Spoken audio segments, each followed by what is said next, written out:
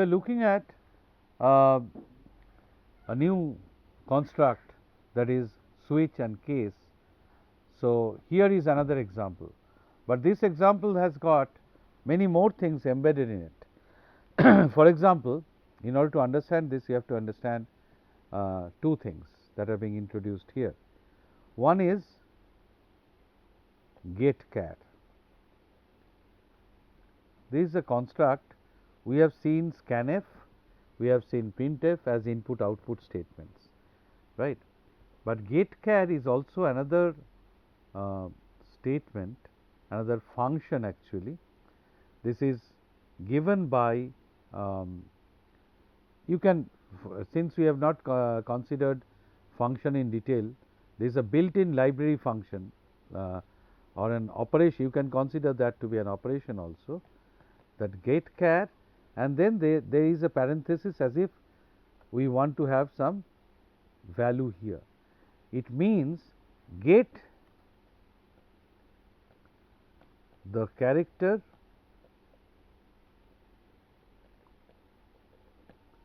from the user. So, where from does the user provide you the character? Whatever the user types, that will be captured by this function, and this will get that particular character. That is why it is called getChar. All right. The other thing that we have here is another function, toUpper, and then you can see that there is another parenthesis.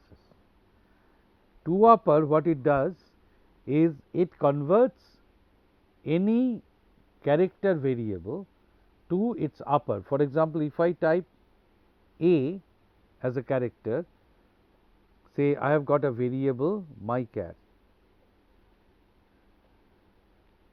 Now, suppose I have declared myChar to be a character type of variable, and somewhere here I assigned myChar to be A. Then what does myChar get?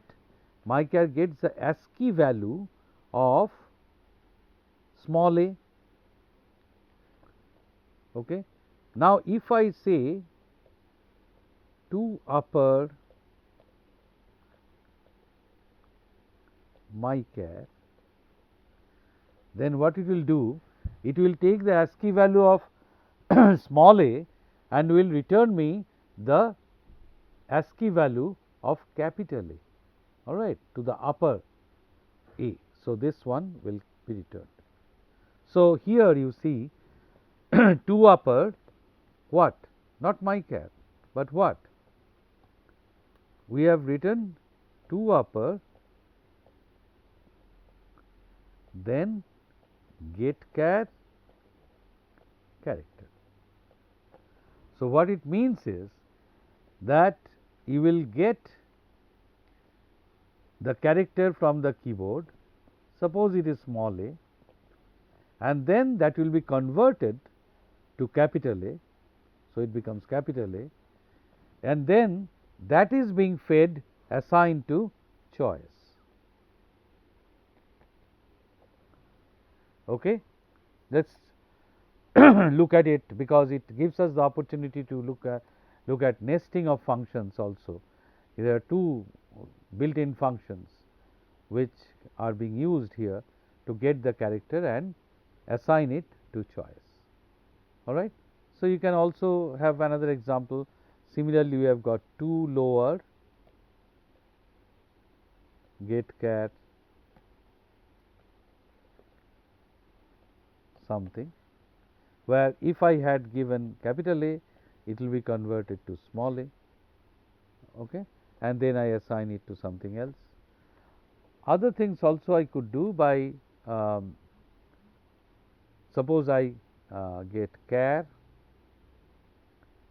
myChar, and myChar is assigned A,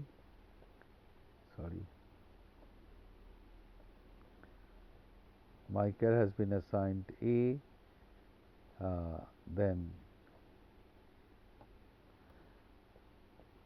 I can say again I can assign not my char, say some other my char, and suppose there was another variable my char 1, 2 upper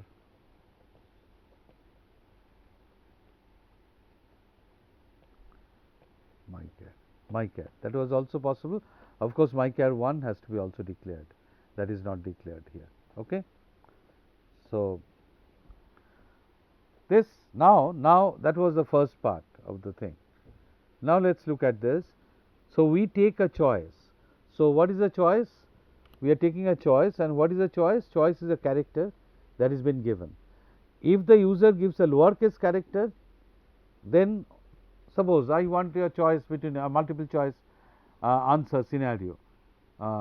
Type in the answer A, B, C. So somebody can type cap A, shift A, or just A. All right. Whatever you type, internally I'll convert it to capital. So through my 2 upper function. So now I take your choice. Now based on the choice, I go on checking. Is it R?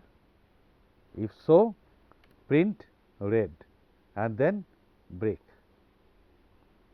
It's not R, then let's go and check whether it's green, G. If it is G, then print green and then print green, and for break you will come and meet here. Okay. It's not green also, not R, not green, I will come to this point. Is it blue? Yes, then I will print blue. But suppose somebody has printed, typed in, gave the choice as Y, all right, Y. Then neither it is R, nor it is G, nor it is B, then it will come to default and will print invalid choice. Here, since that is the last statement, I am closing the bracket immediately after that, I may not give the break statement here. I am free not to give the break statement here. Okay. Otherwise, now suppose let us look at this break statement. Suppose I do not give the break statement. Suppose this is not there, and my choice is R. My choice is small r. So at this point, the small r will be converted to capital R by this statement, right? By this. So my choice will be capital R. Now I go here, and my system will find that it is R, so it will printf red. I am sorry, why should I? The printf red will be worked on. Let me do it again. My choice was R, that was converted to capital R, and by this, and then I come to this point and I find that it is R. So my system prints red. Okay, red has been printed. Now this break statement is not there. If the break statement is not there, then it will not go to check this condition, it will simply print all these things. Okay. Since it has followed this path, unless I force it to break, it will go on following this path.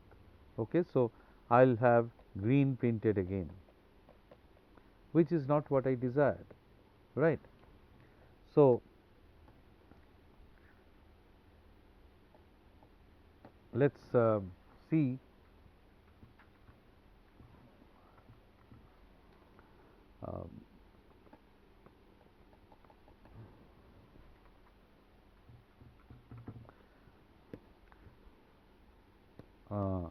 so now let us see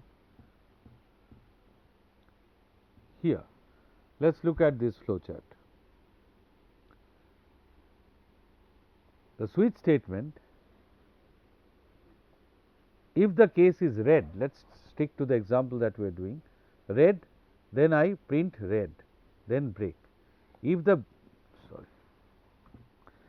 break was not there, then I would be following this path again. I mean, this path would be followed. That is why this break is essential. We will show the requirement of break in a moment. Okay.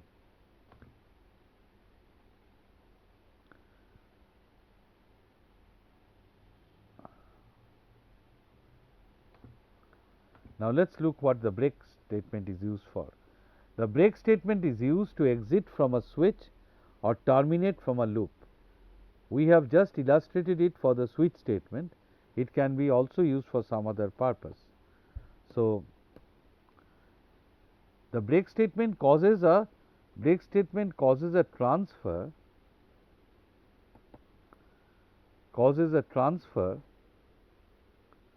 of control out of the entire switch statement to the first statement following the switch statement.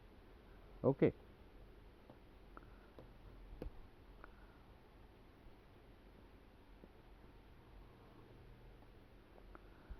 So I hope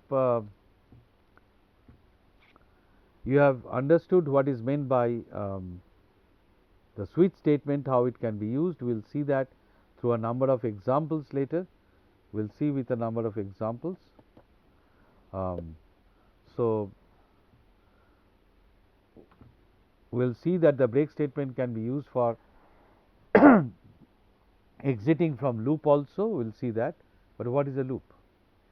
Next we come to see repetition. Till now what we have seen is branching.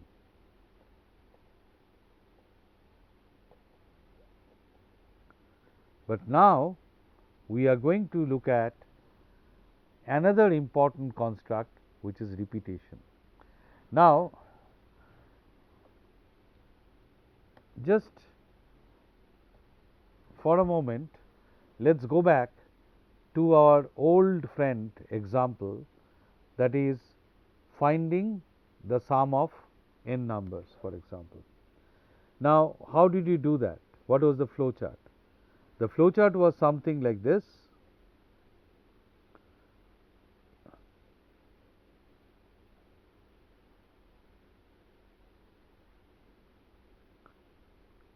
Read n, that is the number of numbers, all right. Then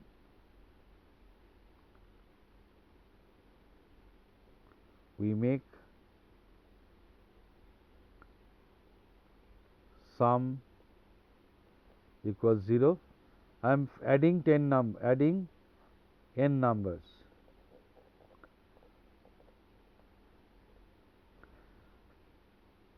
Then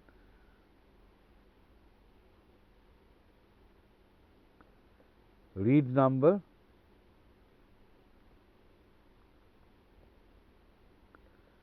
I am giving a different variable name num, then I am adding that to its sum.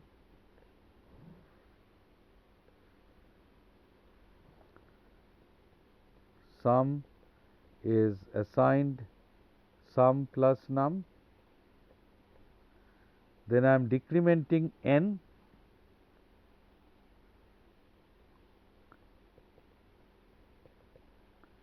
now I look at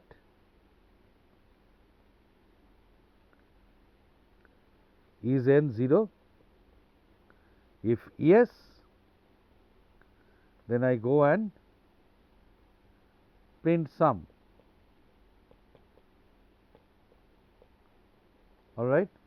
So if there be 3, then I first read 1, add it. So n actually shows how many numbers are yet to be added. So print sum, then stop. But if n is not 0, then what I will do? I will go and continue this path. This is another form of structure that we see, that we have, based on some decision, we have got some statement somewhere and we are going back to that and repeatedly doing this. This is, we are repeatedly doing this. This is known as loop. This is known as repetition or loop. All right. Unlike the earlier case of if then, where we look at the condition and then we follow either this path or this path, both in the forward direction. Here we are also taking up the backward direction. So, this is a very important concept. We will need it at every step in our programming exercise. Now, there can be different types of loops. We will discuss that later, but first let us take let us look at a counter. Okay, now there are three types of loops. Briefly, let me tell you. One is, loop is something that is repeatedly executing. There can be counter control repetition, where we know that that we know beforehand how many times I must repeat. Okay, suppose I know that find the sum of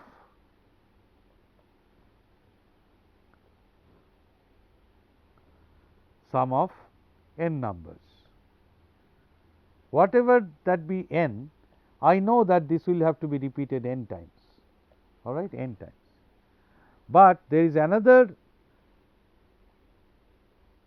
case where we actually go on repeating a particular set of sentences, we go on repeating that until a particular condition occurs. That means some value has become negative or something, that say for example, I am taking the sum, I am adding that, and the sum goes beyond 9,999, and if it goes beyond that, I will stop. That sort of situation is known as sentinel controlled or event controlled repetition. This will come later, but most importantly we will look at this counter controlled repetition, where we know how many times we should loop. Okay? How many times we should loop, and for that we need a control variable. We will see what that is. Okay.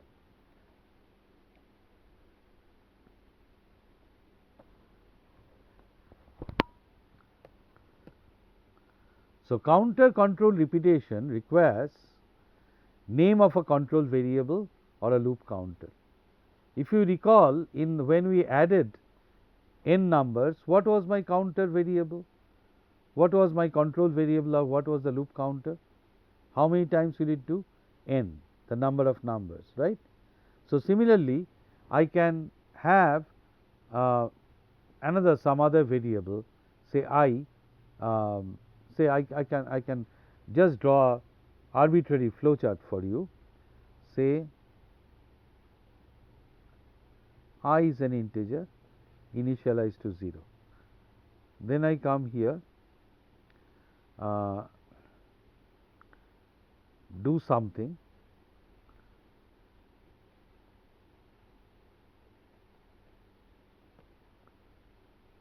and then I increment I. Let me use what we learned. I increment I plus plus. Then I check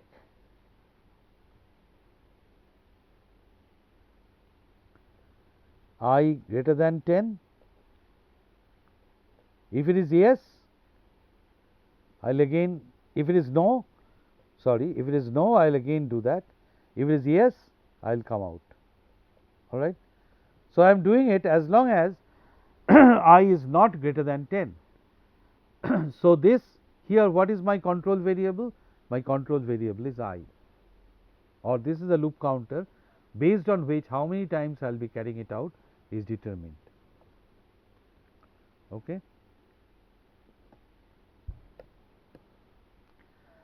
Now, we also had an initial value of the control variable. What was the initial value that I did in this case? The initial value of I was 0, it was initialized to 0, if you have seen. The condition that tests for the final value of the control variable, whether the loop should continue or not. What was my condition test in the earlier case? It was I greater than 10. Is I greater than 10? If I is greater than 10, then I will come out, otherwise I will go on continuing with the looping. And another increment or decrement operation. Here I was 0, so I incremented it until it comes to 10 or crosses 10. If you recall, in the earlier example there was n, so I had to read n numbers. After reading one number, I decremented n. So depending on what I want to do, I will have to increment or decrement the control variable, and based on this condition I will come out. So here is an example. An initialization is done. You can see here a counter has been set to 1. It is an integer counter that has been set to 1. While counter is less than equal to 10, while this is a statement that you are getting. As long as counter is less than equal to 10. So this is one new term you are learning. While counter is less than equal to 10, do this. Printf the counter value and then increment the counter, and then go on doing it. Now this really does not make any difference if I had written counter plus plus, that would be equivalent, because this is a singleton. Here there is no assignment or nothing addition with this value. So it's standing alone. It really does not does not matter whether I make it counter plus plus or counter minus minus. So this one is, so here is the condition check, counter is my control variable, and increment and decrement operation. Now you are getting this while statement, and now let us try to find the simple English meaning of while. We often write something like this: while it is raining,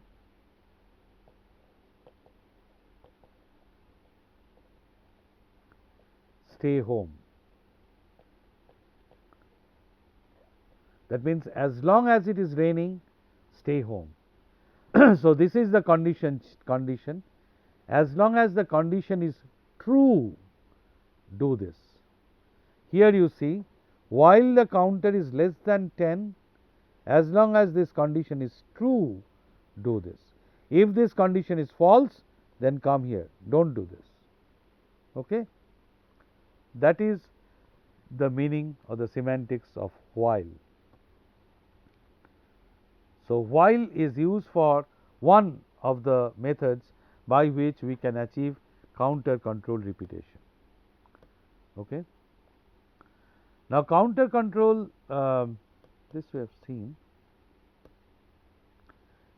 So the while statement actually looks like this: while some condition, the statements to repeat. It can be one statement or it can be multiple statements, as is shown here within this block. All right. This entire statement should be, this entire thing should be repeated. Example here, suppose here is a weight loss program. I mean, as if you are being told to lose weight by following this. While weight is greater than equal to 65, while weight is greater than equal to 65, that means as long as your weight is greater than 65, then printf go exercise. Okay. Then come back, again enter your weight and then read the weight.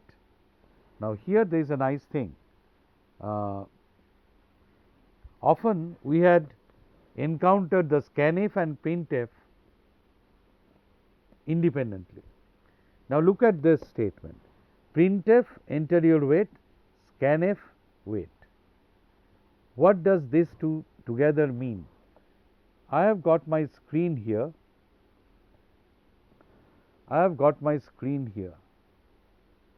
And a program is running and it just says scanf %d and w, say wait. You don't see anything on the screen. But suppose somebody who is little more helpful to the user writes printf enter your weight, all right,